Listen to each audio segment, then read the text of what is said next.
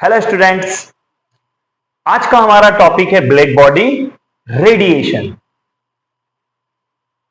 आपको यह पता होना चाहिए कि जो मैक्सवेल की इलेक्ट्रोमैग्नेटिक थ्योरी थी, मैक्सवेल इलेक्ट्रोमैग्नेटिक थ्योरी वो क्या थी कि इलेक्ट्रोमैग्नेटिक रेडिएशन जो है वो एज अ वेव बिहेव करती है। अगर हम मैक्सवेल की थ्योरी की बात करें तो मैक्सवेल की जो थ्योरी है कि electromagnetic radiation as a wave behave करती है, उस बेसिस पे हम किसको एक्सप्लेन नहीं कर पा रहे थे? ब्लैक बॉडी रेडिएशन को एक्सप्लेन नहीं कर पा रहे थे, फोटो इलेक्ट्रिक इफेक्ट को एक्सप्लेन नहीं कर पा रहे थे। इन्हें एक्सप्लेन करने के लिए प्लांक ने कौन सा कॉन्सेप्ट दिया या कौन सी थ्योरी दी? प्लांक्स क्वांटम थ्योरी, जो क्या बताती है कि इलेक्ट्रोमैग्नेटिक रेडिएशन जो है वो एज अ पार्टिकल भी बिहेव करती है। मैक्सवेल की अगर बात करें तो electromagnetic radiation as a wave behave करती है। प्लांक ने क्या बताया कि मैक्सवेल जो इलेक्ट्रोमैग्नेटिक रेडिएशन है वो पार्टिकल के जैसे भी क्या करती है? बिहेव करती है। प्लांक्स क्वांटम थ्योरी हम पढ़ चुके हैं। इलेक्ट्रोमैग्नेटिक रेडिएशन या हम लाइट भी बोल सकते हैं, क्योंकि लाइट भी एक इलेक्ट्रोमैग्नेटिक रेडिएशन है। किससे मिलके बनी हुई है? अकॉर्डिंग टू प्लांक फोटोन से मिलके बनी हुई है। और एक फोटोन की एनर्जी कितनी होती है? एच न्यू होती है। ये सारी चीजें हम पढ़ चुके हैं। मैं आपको इसलिए रिवाइज करवा रहा हूं क्योंकि ब्लैक बॉडी रेडिएशन हम अगर पढ़ेंगे तो उसमें हमें इन सब की जरूरत लगेगी। तो पहले तो हम बात करते हैं कि what is black body radiation. तो first concrete explanation for the phenomenon of black body radiation was given by Max Planck in 1900। सबसे जो हम बोले कि ब्लैक बॉडी रेडिएशन के लिए जो एक्सप्लेनेशन था वो सबसे पहले किसने दिया था? मैक्स प्लांक ने दिया था। किस ईयर में? 1900 में। Hot objects emit electromagnetic radiations.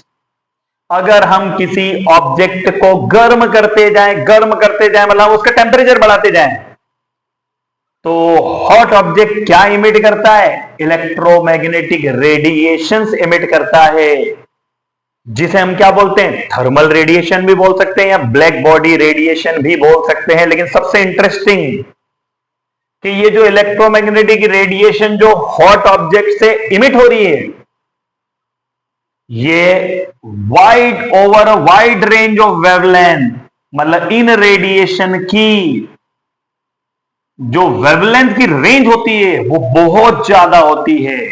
मतलब हम ये बोल सकते हैं कि हॉट ऑब्जेक्ट जो है वो किसी एक छोटे रीजन में इलेक्ट्रोमैग्नेटिक रेडिएशन को इमिट नहीं करते हैं। अब हम इलेक्ट्रोमैग्नेटिक स्पेक्ट्रम पढ़ चुके हैं, हम जानते हैं कि इलेक्ट्रोमैग्नेटिक स्पेक्ट्रम में जो रेडिएशन होती है उसमें यूवी भी होती है, विजिबल भी होती है, आईआर भी होती है, रेडियो वेव्स, माइक्रोवेव्स, हम सब पढ़ चुके हैं।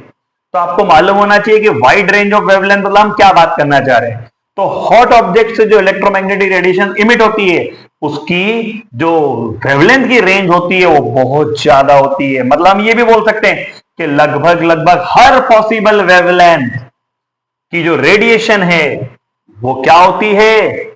इमिट होती है। मैंने बोला हर पॉसिबल वेवलेंथ की रेडिएशन क्या होती है? इमिट होती है। ध्यान से सुनिएगा। For example, when an iron rod is heated in a furnace, जो फर्नेस या भट्टी बोलते हैं जिसको हिंदी में, या भट्टी से आप समझ जाएंगे कि एग्जैक्टली क्या मीनिंग है। तो फर्नेस में अगर आयरन रॉड को हीट किया जाए, ध्यान से सुनिएगा, changes, its colour changes due to black body radiation as temperature increases. हम बोलेंगे जैसे जैसे टेम्परेचर बढ़ेगा तो जो रेडिएशन इमिट हो रही है, जिसको हम ब्लैक बॉडी रेडिएशन भी बोल सकते हैं, वो अलग अलग वेवलेंथ की होगी। इसलिए हमें कलर जो है वो क्या दिखेगा? चेंज दिखेगा। ध्यान से देखिएगा। अब कलर चेंज की हम बात कर रहे हैं, मतलब ये जो इलेक्ट्रोमैग्नेटिक रेडिएशन इमिट हो रही है जिसको हम ब्लैक बॉडी रेडिएशन भी बोल सकते हैं, विजिबल रीजन में होगी, क्योंकि कलर सिर्फ कहां होता है? विजिबल रीजन में होता है। ऐसी भी इलेक्ट्रोमैग्नेटिक रेडिएशन इमिट होगी जिसका कोई कलर नहीं होगा, लेकिन वो हम नॉर्मल लाइट से जज नहीं कर सकते हैं। आप ध्यान से सुनिएगा, सिर्फ विजिबल रीजन में ही तो क्या होता है, कलर होता है। बाकी तो सारा जो भी यूवी है, आईआर है, वो सब जो उनसे जो रेडिएशन इमिट होगी वो तो कलरलेस होती है, ये आपको मालूम होना चाहिए। तो स्टार्टिंग एज डल रेड, मतलब आप आयरन को सबसे पहले गर्म कर रहे हैं तो उसका कलर क्या होगा, डल रेड। एंड देन प्रोग्रेसिवली जैसे जैसे हम टेम्परेचर बढ़ाते जा रहे हैं, becomes more and more red. पहले डल रेड, फिर क्या हो गया है, और ज्यादा red, more and more red as the temperature increases. As this is heated further, मतलब आप अगर और गर्म करोगे आयरन रॉड को, द रेडिएशन इमिटेड बिकम, जो रेडिएशन इमिट हो रही है जिसके कारण हमको कलर दिखाई दे रहा है वो ऑरेंज हो जाएगी, फिर येलो, और फिर white blue as the temperature becomes very high. मतलब आप एक बात सोचिए कि आयरन रॉड ही है, लेकिन अगर हम उसका टेम्परेचर बढ़ाते जा रहे हैं तो उससे जो इलेक्ट्रोमैग्नेटिक रेडिएशन इमिट हो रही है उसका कलर क्या हो रहा है, चेंज हो रहा है। मतलब आप समझ गए होंगे कि वेवलेंथ भी क्या हो रही होगी, चेंज हो रही होगी। क्योंकि अगर कलर की बात करें तो अलग अलग कलर के लिए वेवलेंथ क्या होती है, अलग अलग होती है, ये आपको मालूम होना चाहिए। हम विबग्योर की बात कर चुके हैं, सबसे कम वेवलेंथ वॉयलेट कलर की होती है और सबसे ज्यादा वेवलेंथ रेड कलर की होती है, ये आप ध्यान रखिएगा। मतलब अगर ये कलर चेंजेस हो रहे हैं, मतलब जो इलेक्ट्रोमैग्नेटिक रेडिएशन इमिट हो रही है जिसको हम ब्लैक बॉडी रेडिएशन भी बोल सकते हैं, उसकी वेवलेंथ भी क्या हो रही है, चेंज हो रही है। कब, जब हम टेम्परेचर क्या करते जा रहे हैं, बढ़ाते जा रहे हैं। Clear? This change represent the physical change. अब चेंजेस दो टाइप के होते हैं, फिजिकल एंड केमिकल। तो हम ये बोल रहे हैं कि ये चेंज जो है, कलर जो प्रॉपर्टी होती है किसी भी सब्सटेंस की या किसी भी ऑब्जेक्ट की, वो फिजिकल चेंज है। तो this change represent a physical change emitting light energy without altering the chemical composition of iron. मतलब आयरन के केमिकल कंपोजिशन में कोई चेंज नहीं हो रहा है, बस उससे जो इलेक्ट्रोमैग्नेटिक रेडिएशन इमिट हो रही है उसका कलर चेंज हो रहा है। मतलब किस टाइप का चेंज है, फिजिकल चेंज है।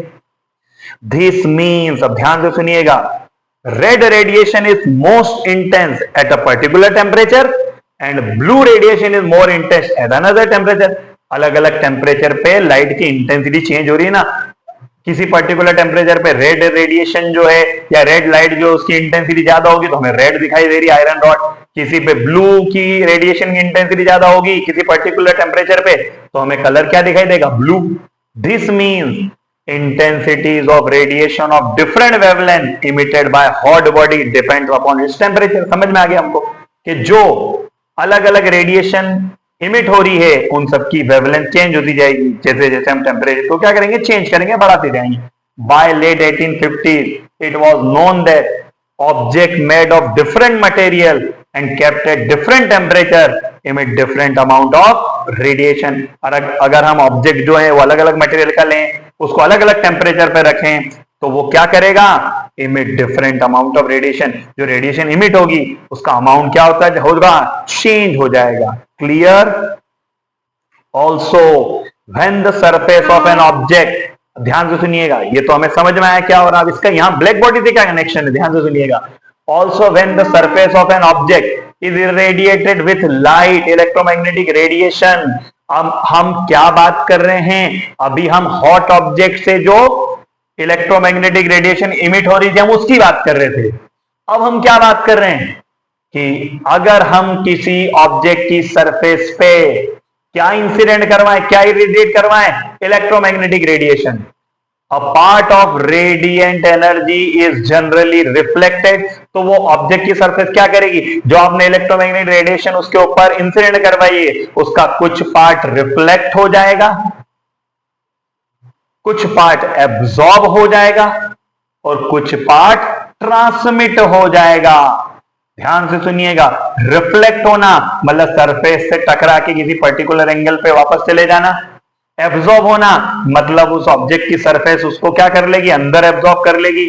और ट्रांसमिट होना मतलब आर पार चले जाना, उस ऑब्जेक्ट से लाइट क्या होगी, आर पार चली जाएगी, इसको हम ट्रांसमिट बोलते हैं। तीनों में डिफरेंस है, रिफ्लेक्शन, एब्जॉर्प्शन एंड ट्रांसमिशन। ध्यान से सुनिएगा, the reason for incomplete absorption, अब आप ध्यान से सुनिए, तीनों के नाम आ रहे हैं कि कुछ लाइट एब्जॉर्ब हो गई, कुछ रिफ्लेक्ट हो गई, कुछ ट्रांसमिट हो गई। तो the reason for incomplete absorption, complete absorption थोड़ी नहीं किया, कुछ रिफ्लेक्शन भी कुछ ट्रांसमिशन भी है। तो हम बता रहे हैं कि रीजन क्या है इनकम्प्लीट एब्जॉर्प्शन का, कि जो ऑर्डिनरी ऑब्जेक्ट होते हैं वो इम्परफेक्ट एब्जॉर्बर्स ऑफ रेडिएशन होते हैं। परफेक्ट नहीं लिखा है, इम्परफेक्ट लिखा है। कौन? Ordinary object. इसी से तो हमें ब्लैक बॉडी समझ में आएगी कि आइडियल ब्लैक बॉडी क्या होती है वो समझ में आएगी, आइडियल बॉडी क्या होती है वो समझ में आएगी। An ideal body which emits and absorbs radiation of all frequencies uniformly. हम फ्रीक्वेंसी भी बोल सकते हैं, हम वेवलेंथ भी बोल सकते हैं। हम जानते हैं कि फ्रीक्वेंसी और वेवलेंथ एक दूसरे के इनवर्सली प्रोपोर्शनल होते हैं, तो हम फ्रीक्वेंसी की टर्म में भी बात कर सकते हैं, वेवलेंथ की टर्म में बात कर सकते हैं। पढ़ क्या रहे हैं हम?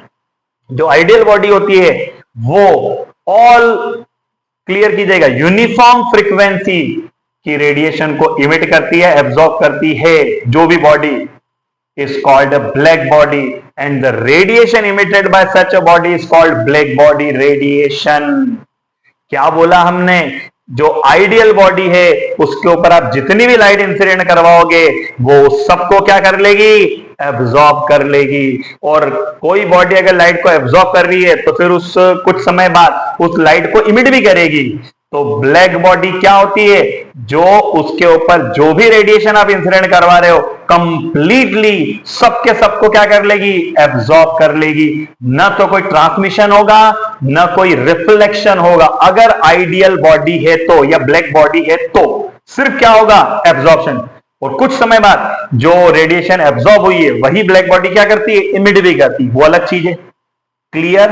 नॉर्मल बॉडी या ऑर्डिनरी जो बॉडी है, ऑब्जेक्ट है, और जो ब्लैक बॉडी है उसमें डिफरेंस समझ में आना चाहिए। ऑर्डिनरी ऑब्जेक्ट है, ऑर्डिनरी बॉडी में आपको क्या देखने के लिए मिलेगा? कुछ एब्जॉर्प्शन, कुछ रिफ्लेक्शन, कुछ ट्रांसमिशन। लेकिन ब्लैक बॉडी में आपको कंप्लीट क्या देखने को मिलेगा? Absorption. Clear? In practice no such body exist. Practice में कोई भी बॉडी आइडियल बॉडी या ब्लैक बॉडी नहीं होती है। Carbon black approximates fairly closely to, मतलब हम कार्बन ब्लैक को फेयरली मान सकते कि ब्लैक बॉडी के क्लोज है। A good physical approximation to a black body is a cavity with a tiny hole which has no other opening. Any ray entering the hole will be reflected by the cavity walls and will be eventually absorbed by the walls। ये क्या लिखा है कि हम अगर क्या करें, एक बॉडी ले लें जिसमें कैविटी है, कैविटी मतलब एक होल है जिससे लाइट अंदर जा सकती है, टाइनी होल। क्लियर? और कोई ओपनिंग नहीं है। होगा क्या? इसको हम फिगर से समझने की कोशिश करते हैं। ये कोई बॉडी है, ये टाइनी हॉल है, आपने यहां से लाइट अंदर इंसिडेंट करवाई। ये कार्बन ब्लैक की जो सरफेस है, ये कार्बन ब्लैक की सरफेस होती है। तो होगा क्या? जब लाइट अंदर जाएगी तो लाइट क्या करेगी? यहां से टकरा के, वैसे तो मैक्सिमम कार्बन ब्लैक को हम क्या बोल रहे हैं कि नियरली ब्लैक बॉडी है, तो वैसे तो मैक्सिमम लाइट यहां एब्जॉर्ब हो गई है। सिर्फ कुछ ही परसेंट हम बोले वो इमिट होगी, वो यहां जाएगी तो फिर कार्बन ब्लैक पे जा रही है। मतलब अब उसका और 99, जैसे सुनिएगा 100% लाइट है, आप मान के चलिए 99% लाइट एब्जॉर्ब हो गई। 1% जो रिफ्लेक्ट हुई वो यहां उस 1% का भी 99% यहां पे क्या हो गया? एब्जॉर्ब हो गया है। आप सोचिए, ऐसे हर बार अगर लाइट इस जो बॉडी है उसके अंदर ही रिफ्लेक्ट हो रही है और कार्बन ब्लैक आपने यहां पे सरफेस लगा रखी है, मतलब लाइट जो है वो कंप्लीटली जो अंदर गई है वो लाइट कंप्लीटली क्या हो जाएगी? एब्जॉर्ब हो जाएगी। आपने कभी ब्लैक होल सुना हो? तो ब्लैक होल में हम बोलते हैं ना कि किसी भी चीज को आप ब्लैक होल में भेजते हो तो वापस बाहर नहीं आती, वो अंदर ही समा जाती है उसके। तो उससे कुछ सिमिलर है। हमें यहां ब्लैक होल की बात नहीं करना है, वो अलग कॉन्सेप्ट है। हमें यहां ब्लैक बॉडी की बात करना है कि ये एक ब्लैक बॉडी का एग्जाम्पल हो सकता है क्या? हाँ, बिल्कुल हो सकता है, क्योंकि जितनी लाइट आपने भेजी उतनी सारी की सारी क्या हो गई है? अंदर ही एब्जॉर्ब हो गई है। मतलब ये हम ब्लैक बॉडी मान सकते हैं इस बॉडी को। तो जो हमने लिखा है कि गुड फिजिकल अप्रोक्सीमेशन, हमको समझना हो फिजिकली, तो ये एक बेस्ट एग्जाम्पल है। क्लियर? आप ध्यान से देखिएगा, ये ब्लैक बॉडी है, radiation of any possible wavelength, मतलब हर पॉसिबल वेवलेंथ की रेडिएशन आपने गिराई, ऑल वेवलेंथ क्या हो जाएगी? एब्जॉर्ब हो जाएगी। नो वेवलेंथ आर रिफ्लेक्टेड और ट्रांसमिटेड। मैंने अभी आपको ऊपर एक्सप्लेन किया कि ब्लैक बॉडी जो है उसमें 100% एब्जॉर्प्शन होता है, ना कोई रिफ्लेक्शन होगा ना कोई ट्रांसमिशन होगा। उम्मीद करता हूं कि आपको यहां तक हम आए हैं तो आपको ब्लैक बॉडी समझ में आ गई होगी। क्लियर? अब ध्यान से सुनिएगा, अभी हम ये बात कर रहे हैं कि जितनी लाइट या रेडिएशन आपने भेजी वो सब एब्जॉर्ब हो गई। क्लियर? लेकिन ब्लैक बॉडी ने जो रेडिएशन एब्जॉर्ब की है वो कुछ समय बाद ब्लैक बॉडी क्या करती है? इमिट भी करती है। वो अलग कॉन्सेप्ट है, ध्यान से सुनिएगा।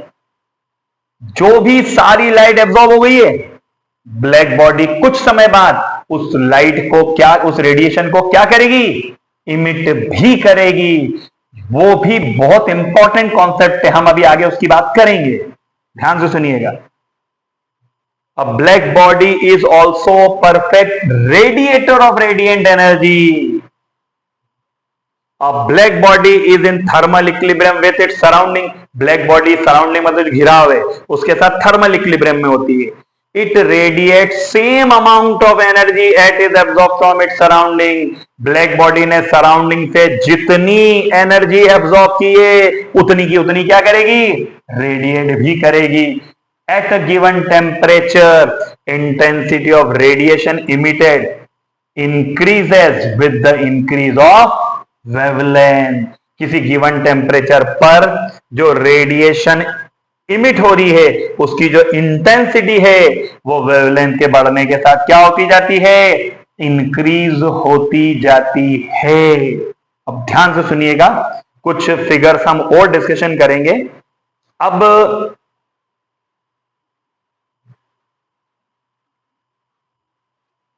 जो लास्ट की 2-3 लाइन हम बात कर रहे हैं कि किसी पर्टिकुलर टेम्परेचर पे बात करना है तो आप ध्यान से सुनिएगा। हम सबसे पहले क्या ले लेते हैं? 18,000 केल्विन। ये जो ब्लू कर्व है हम उसकी बात कर लेते हैं। क्लियर? इधर है वेवलेंथ और यहां है इंटेंसिटी। वेवलेंथ एक्स एक्सिस पे, इंटेंसिटी वाई एक्सिस पे। तो हम क्या बोल रहे हैं? At a given temperature 18,000 kelvin पे बात करेंगे, फिर 6,000 पे बात करेंगे, फिर 4,000 पे भी बात करेंगे। कलर चेंज भी है तो वो हमें समझना है। पहले 18,000 पे बात करते, क्या होगा? Intensity of radiation emitted increases with the increase of wavelength. तो जैसे जैसे आप लेफ्ट से राइट जाओगे मतलब वेवलेंथ बढ़ाते जा रहे हो, तो देखो कर्व ऊपर जा रहा है, मतलब इंटेंसिटी बढ़ती जा रही है। ध्यान से सुनिएगा। तो क्या लिखा हमने? At a given temperature intensity of radiation emitted increases with the increase of wavelength. जैसे जैसे वेवलेंथ बढ़ी इंटेंसिटी भी बढ़ी। Reaches maximum, maximum value reach कर ली एट अ गिवन वेवलेंथ। ये पर्टिकुलर जो भी वेवलेंथ होगी यहाँ पे उस पर मैक्सिमम वैल्यू रीच कर ली, and then start decreasing with further increase of wavelength. और हम वेवलेंथ बढ़ाएंगे तो वापस ये इंटेंसिटी डिक्रीज होगी। मतलब एक पर्टिकुलर वेवलेंथ पे इंटेंसिटी मैक्सिमम थी ब्लू कलर की, उसके पहले भी कम थी, उसके बाद भी कम हो जाएगी। लेकिन एक पर्टिकुलर टेम्परेचर पे बात करें और फिर एक पर्टिकुलर वेवलेंथ पे बात करें तो ब्लू कलर की इंटेंसिटी क्या होगी? मैक्सिमम। अब ध्यान से सुनिएगा, टेम्परेचर मैंने चेंज कर दिया, टेम्परेचर मैंने चेंज कर दिया तो इंटेंसिटी ड्रॉप हो गई, येलो कलर। हमने टेम्परेचर और चेंज कर दिया तो रेड स्टार या रेड कलर, इंटेंसिटी और ड्रॉप हो गई। पर कर्व तीनों जो है उनका नेचर सेम है कि जैसे जैसे आप वेवलेंथ बढ़ा रहे हो तो पहले इंटेंसिटी बढ़ रही है, एक पर्टिकुलर वेवलेंथ पे मैक्सिमम हो रही है, फिर फॉल हो रहा है वापस इंटेंसिटी में। इस ग्राफ से आपको ये चीज समझ में आनी चाहिए। क्लियर? अब ये किसका ग्राफ था? जो रेडिएशन जो इमिटेड हो रही है उस रेडिएशन की इंटेंसिटी। क्लियर? अब also as the temperature increases, temperature जैसे जैसे आपने क्या किया? इंक्रीज किया। मैक्सिमा ऑफ द कर्व, यहां मैक्सिमा यहां है, फिर यहां मैक्सिमा थोड़ा सा और शॉर्टर वेवलेंथ की तरफ चला गया, यहां मैक्सिमा और शॉर्टर वेवलेंथ की तरफ चला गया है। तो also as the temperature increases maxima of the curve shift to shorter wavelength, जो हमने अभी देखा। सेव अब ध्यान से सुनिएगा, यहां तक 11th का लेवल कंप्लीट हो जाता है। ब्लैक बॉडी रेडिएशन आपको समझाना है, ब्लैक बॉडी समझाना है, आप यहां तक अगर लिखेंगे आपका काम हो गया। लेकिन इस कर्व से रिलेटेड कुछ कॉन्सेप्ट्स और हैं जो हमें समझना है और हमें समझ में आना चाहिए, इसलिए हम इस वीडियो के लास्ट में अब उनकी भी बात करेंगे। पर 11th के लेवल तक हम अगर बात सोचें तो हम जहां तक अभी पहुंच चुके हैं वहां तक अगर हम लिखें तो हमें एग्जाम में ब्लैक बॉडी रेडिएशन के पूरे मार्क्स मिल सकते हैं। Several attempts were made to predict the intensity of radiation as a function of wavelength, कि जो इंटेंसिटी और वेवलेंथ में रिलेशन स्टेबलाइज किया जाए जिससे इस कर्व को समझा जा सके, क्योंकि ग्राफ या कर्व है ही किसमें, वेवलेंथ और इंटेंसिटी के बीच में। तो बहुत से अटेम्प्ट किए गए इंटेंसिटी ऑफ रेडिएशन जो इमिट हो रही है और वेवलेंथ के बीच में कोई रिलेशन मिल जाए, but the results of the above experiment could not be explained satisfactorily on the basis of the wave theory of light. ध्यान से सुनिएगा, ये जो ऊपर एक्सपेरिमेंट हमने किया और जो कर्व हमने देखा, इसके जो रिजल्ट थे वो वेव थ्योरी ऑफ लाइट, मतलब मैक्सवेल की जो इलेक्ट्रोमैग्नेटिक थ्योरी है उससे एक्सप्लेन नहीं हो पाए। It can be explain by Planck theory, जो हम बात कर रहे थे वीडियो की स्टार्टिंग में भी, पिछले कुछ वीडियोस में भी, कि ब्लैक बॉडी रेडिएशन को क्लासिकल मैकेनिक्स एक्सप्लेन नहीं कर पाती है। इसको एक्सप्लेन करने के लिए किसकी जरूरत पड़ेगी, क्वांटम मैकेनिक्स की जरूरत पड़ेगी। किसकी जरूरत पड़ेगी, प्लांक्स क्वांटम थ्योरी की जरूरत पड़ेगी। क्लियर? अब अभी मैंने क्या बोला, ये 11th का लेवल कंप्लीट हो गया, आपको ब्लैक बॉडी रेडिएशन पूरा समझ में आ गया। लेकिन अब मैं आगे क्या समझाने वाला हूं कि जो ये कर्व था क्लासिकल फिजिक्स नहीं समझा पाई, क्वांटम फिजिक्स ने समझाया, तो वो भी तो हमें समझ में आना चाहिए कि क्लासिकल फिजिक्स में इसको समझाने के लिए क्या क्या अटेम्प्ट किए गए, फिर क्वांटम फिजिक्स में इसको समझाने के लिए क्या अटेम्प्ट किए गए। मैं बड़ा शॉर्ट में बात करूंगा लेकिन मैं आपको समझाऊंगा जरूर, तो आप ध्यान से सुनिएगा कि करना क्या है। The first scientist Rayleigh Jeans law, जिन्होंने ये जो एक्सपेरिमेंटल रिजल्ट आया, जो ग्राफ आया, उसको एक्सप्लेन करने की कोशिश की, तो the Rayleigh Jeans law is a classical physics formula. ये क्लासिकल फिजिक्स फॉर्मूला है relating black body radiation intensity to temperature at wavelength. किसी पर्टिकुलर टेम्परेचर पे वही इंटेंसिटी और वेवलेंथ में रिलेशन बताएगा।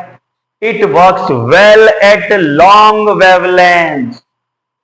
लॉन्ग वेवलेंथ पे तो ये जो ग्राफ हमने ऊपर देखा उसको एक्सप्लेन कर पाया, but fails at short wavelength, incorrectly predicting infinite energy. ध्यान से सुनिएगा कि लॉन्ग वेवलेंथ पे तो ये कर्व एक्सप्लेन कर पाया, पर शॉर्ट वेवलेंथ पे ये लॉ जो है वो क्या बोलता है कि जो वेवलेंथ है, ध्यान से सुनिएगा, शॉर्ट वेवलेंथ पे इंटेंसिटी जो है वो क्या होना चाहिए, इनफाइनाइट होना चाहिए इसके अकॉर्डिंग, बल्कि ऐसा नहीं है। ध्यान से सुनिएगा मैं क्या बता रहा हूं। ये कर्व है ब्लैक बॉडी रेडिएशन का, experimental black body radiation curve, ठीक है, यही फिगर यहां भी है।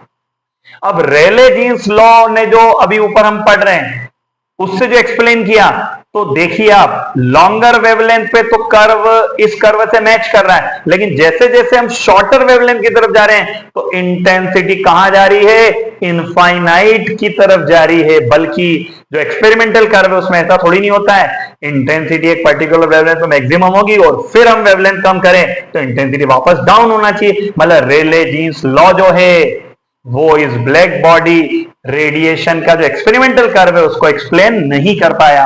आपको समझ में आया होगा। अब ध्यान से सुनिए, अल्ट्रा वायलेट कैटास्ट्रोफ, ये जो रेले जीन्स लॉ इसको नहीं समझा पाया, इसको बोलते हैं द अल्ट्रा वायलेट कैटास्ट्रोफ।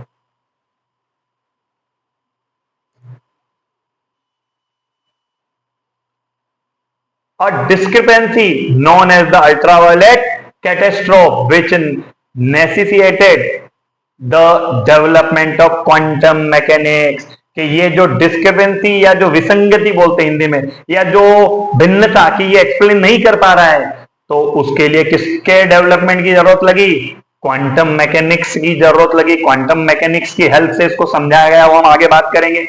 तो फॉर्मूला जो दिया था रेले जीन ने, वो ये फॉर्मूला है कि इंटेंसिटी, आप लैम्डा मतलब वेवलेंथ की बात करोगे, टी मतलब एक पर्टिकुलर टेम्परेचर, तो इंटेंसिटी और वेवलेंथ और टेम्परेचर में एक रिलेशन दिया था, लेकिन ये रिलेशन लॉन्गर वेवलेंथ पे वर्क कर रहा था, शॉर्टर वेवलेंथ पे ये जो एक्सपेरिमेंटल कर्व है उससे क्या रिजल्ट दे रहा था? डिफरेंट रिजल्ट दे रहा था। क्लियर? थोड़ा स्पीड मेंटेन कर लेते हैं। इसमें c स्पीड ऑफ लाइट है, k बोल्ट्जमैन कांस्टेंट है, t एब्सोल्यूट टेम्परेचर और लैम्डा क्या है? वेवलेंथ है। अब significance, its failure led Planck to develop quantum theory showing the law is only an approximation। ये लॉ सिर्फ एक अप्रोक्सीमेशन है, और हम बात कर ही चुके हैं कि प्लांक की जो क्वांटम थ्योरी उससे हम आगे उसको एक्सप्लेन करेंगे। Clear? Validity, the law hold true for long wavelength and fails at shorter wavelength. मैंने बता दिया आपको कि वेवलेंथ लॉन्गर है तो मतलब वेवलेंथ फ्रीक्वेंसी में इनवर्सली प्रोपोर्शनल रिलेशन होता है। वेवलेंथ लॉन्ग है तो फ्रीक्वेंसी लो होगी, और वेवलेंथ शॉर्ट है तो फ्रीक्वेंसी हायर होगी। हम फ्रीक्वेंसी की टर्म में बात नहीं कर रहे हैं, हम सिर्फ वेवलेंथ की टर्म में बात कर रहे हैं। क्लियर? अब एक और जो लॉ दिया गया इस experimental black body radiation curve को समझाने के लिए, वो किसने दिया? Wien's displacement law states that the wavelength lambda max at which a black body radiates most intensity, वो वेवलेंथ जहां पे ब्लैक बॉडी सबसे ज्यादा इंटेंसिटी क्या करेगी? रेडिएट करेगी, is inversely proportional to its absolute temperature. तो ध्यान से सुनिएगा, लैम्डा मैक्स जो है वो टी के क्या होता है? इनवर्सली प्रोपोर्शनल होता है। मतलब जैसे जैसे टेम्परेचर बढ़ेगा लैम्डा मैक्स क्या होगा? कम होगा। As an object temperature rises, the peak emission wavelength shifts towards shorter wavelength, blue end.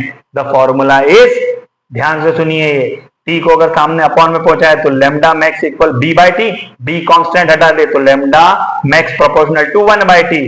तो ये जो बोला वीन्स ने, ये आपको उस एक्सपेरिमेंटल कर्व में दिखा था, पर आप यहां भी देखिए कि जैसे जैसे टेम्परेचर बढ़ता जा रहा, हमने ऊपर जो कर्व दिखा था उसमें भी हमने जैसे जैसे टेम्परेचर बढ़ाते गए थे, लैम्डा मैक्स जो है किधर शिफ्ट होता जाता है? शॉर्टर वेवलेंथ की तरफ शिफ्ट होता जाता है। मतलब लैम्डा मैक्स में और टेम्परेचर में जो रिलेशन है वो तो वीन्स लॉ एक्सप्लेन कर पाया। डायग्रामेटिकली आपको समझ में आ रही है क्या है? वीन्स लॉ का डायग्राम है। लेकिन ध्यान से सुनिएगा, ये एक बहुत इंटरेस्टिंग बात है। At 300 kelvin human body emits peak radiation in the infrared region. कोई भी बॉडी, हमारी भी तो शरीर भी तो क्या एक बॉडी है, और कोई पर्टिकुलर टेम्परेचर भी है। तो 300 केल्विन टेम्परेचर की अगर हम बात करें तो ह्यूमन बॉडी जो पीक रेडिएशन इमिट करती है वो इंफ्रारेड रीजन में करती है, इसीलिए हमें वो दिखाई नहीं देती है। क्योंकि मैंने आपको क्या बोला, कलर सिर्फ किस रीजन में होता है? विजिबल में। यूवी आईआर में तो कोई कलर होगा नहीं। लेकिन ये कॉन्सेप्ट जो आपको मालूम होना चाहिए कि ह्यूमन बॉडी भी एक पर्टिकुलर टेम्परेचर पे तो वो भी क्या करेगी? कुछ न कुछ रेडिएशन इमिट करेगी, लेकिन वो किस रीजन में करेगी? इंफ्रारेड रीजन में करेगी। Limitation, the law applies to black body radiation and is less accurate at longer wavelength. ये भी लॉन्गर वेवलेंथ पे exactly black body radiation curve को नहीं समझा पाया। 2 मिनट और लेंगे हम। ये जो ये दोनों क्लासिकल लॉज थे, ये परफेक्टली उस ब्लैक बॉडी के एक्सपेरिमेंटल कर्व को एक्सप्लेन नहीं कर पा रहे थे। प्लांक ने क्वांटम थ्योरी दी, फिर प्लांक ने इस एक्सपेरिमेंटल कर्व को एग्जैक्टली एक्सप्लेन किया by giving a formula. Planck's law describe the spectral radiance B lambda of electromagnetic radiation from a black body at a temperature in thermal equilibrium. It resolves the ultraviolet catastrophe, जो intensity lower wavelength पे कहां जा रही थी? Infinite की तरफ जा रही थी, जिसको हमने बोला था अल्ट्रावायलेट कैटास्ट्रोफ। इसको किसने रिजोल्व किया? ये एक समस्या थी, इसको किसने रिजोल्व किया? प्लांक ने रिजोल्व किया बाय गिविंग this formula ये फॉर्मूला जो है, ये वो जो ऊपर ब्लैक बॉडी रेडिएशन कर्व है, उसको परफेक्टली एक्सप्लेन करता है at each and every wavelength. आप देखिए इस फॉर्मूले से जो कर्व आ रहा है वो एग्जैक्टली जो ब्लैक बॉडी रेडिएशन ये किसी पर्टिकुलर टेम्परेचर पे, वो एग्जैक्टली जो हमने ऊपर एक्सपेरिमेंटल कर्व देखा था उससे मिलता है। तो जो क्लासिकल फिजिक्स नहीं समझा पाई थी वो किसकी हेल्प से समझाया गया? Quantum physics. प्लांक्स लॉ किस फिजिक्स को फॉलो करता है? क्वांटम फिजिक्स को फॉलो करता है। मैं उम्मीद करता हूं कि आपको पूरा कॉन्सेप्ट समझ में आया होगा।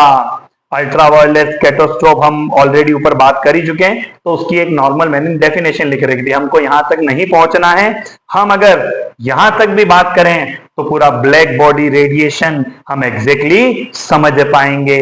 आई होप सो कि आपको पूरा वीडियो समझ में आएगा। वीडियो बड़ा है लेकिन ब्लैक बॉडी रेडिएशन का कंप्लीट नॉलेज भी तो है इस वीडियो में। तो थैंक्स फॉर वॉचिंग, मिलते हैं नए वीडियो में। आप अगर हमारे ये जो सीरीज वॉच कर रहे हैं तो प्लीज हमारे चैनल को लाइक और सब्सक्राइब करना ना भूलें। Thank you.